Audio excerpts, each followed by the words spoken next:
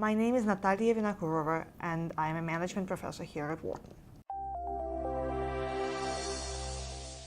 One question anybody interested in entrepreneurship and innovation would like to have answered is, why do some ideas diffuse while others stagnate?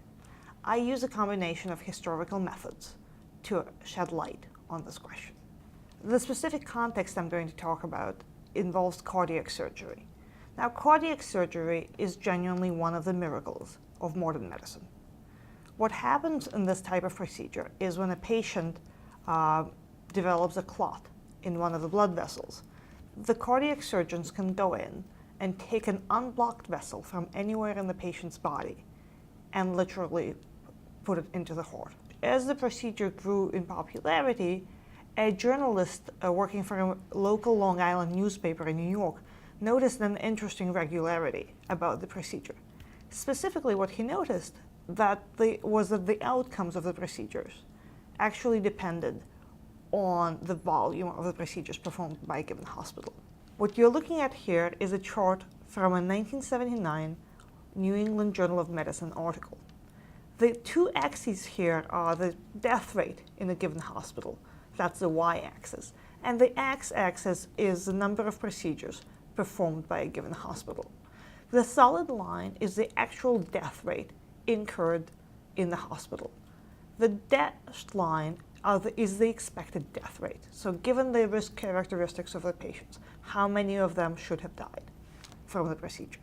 And so what you have here is you have highlighted in red are the excess death from the procedure. These are the people who died, even though based on their risk characteristics they needn't have. And highlighted in green are the lives saved. So patients with really bad risk characteristics who went into some of these high volume hospitals were not expected to live, but they lived.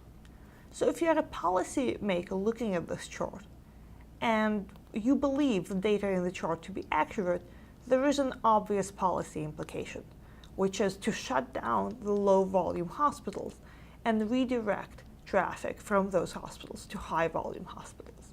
This idea can save thousands of lives. And what I want to show you now is how well this idea spread. You have the map of the United States. The areas filled in color, here the color is blue, are the states that implemented this idea. So in 1989, you have New York.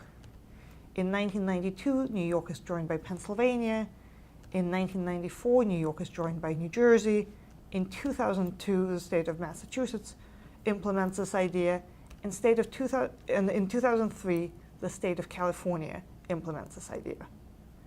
Between 2003 and 2013, nothing on this map has changed. So what should strike you as puzzling about this picture is, why is it that you have this life-saving idea, has the potential to save 40% of lives, and only 5 of the 50 states in the US have implemented this idea? This is very striking. To answer this question, what I do in my research is I go back and try to understand what factors enable the state of New York to lead. And when I look at this, what I find is that it's a combination of institutional factors. For instance, in the 1970s, Newsday was one of the best newspapers in the country. So having good press helps diffuse ideas. The other piece of it is that the state of New York Department of Health has the authority to shut down cardiac surgery programs. So if a state needs to, it has the power to do this. And the third institutional factor is that in the 1950s, the health department convened a committee of surgeons to advise it on setting the policy for cardiac surgery. So by 1989, the state has accumulated decades of experience in helping monitor and improve the performance of cardiac surgery programs.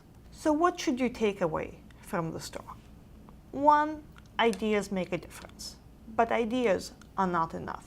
It takes a combination of individuals and institutions committed to seeing change in the world to make a difference.